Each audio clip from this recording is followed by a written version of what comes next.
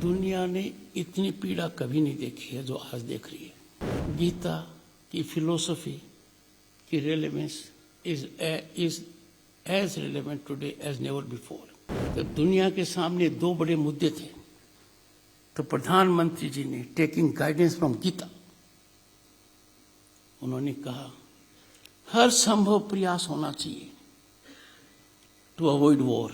भारतवर्ष की प्रेजेंट जो गवर्नेंस है, इसको मैं गीता गवर्नेंस कह सकता हूं। सेकेंड वर्ल्ड वॉर के बाद दुनिया ने इतनी पीड़ा कभी नहीं देखी है जो आज देख रही है।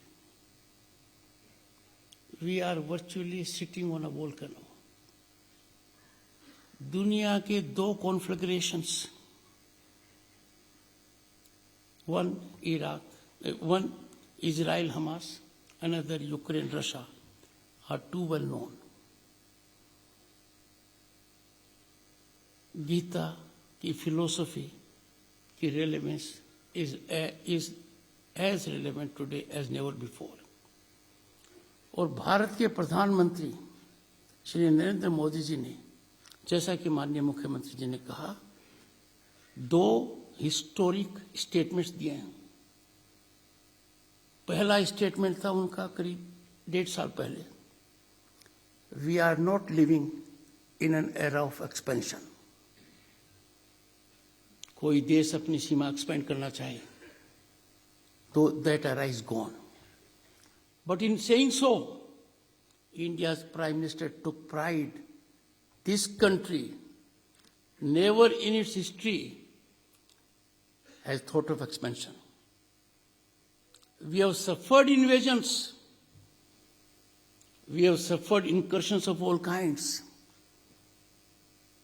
पर भारत में रहने वाला न तो किसी राजा ने, न भारत ने कभी भी एक्सपेंशन को अपनी पॉलिसी किया है।